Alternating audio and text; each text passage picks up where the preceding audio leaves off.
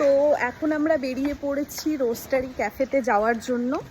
আর হচ্ছে স্পেশালি হচ্ছে রিন্টুর বার্থডের জন্য যাওয়া। তো আমরা কি কি খাবো সেটা শেয়ার করবো এই ভিডিওতে। এর বার্থডে বয় রিন্টু, রিমাদি, রুকি আমি হয়ে গেছে। তো এখন আমরা চলে এসেছি রোস্টারি ক্যাফেতে। তো কি কি অর্ডার দিয়েছি সেটা আমার দিদিরা বল। আমরা এখন অর্ডার দিলাম হচ্ছে আইস ল্যাটে, আর একটা আইস মোকা, আর একটা ভেজ ক্লাব স্যান্ডউইচ, আর একটা mini macaroni fish and chips, আর একটা দিয়েছি, আর একটা কিছু একটা দিয়েছি রাইসের একটা আইটেম।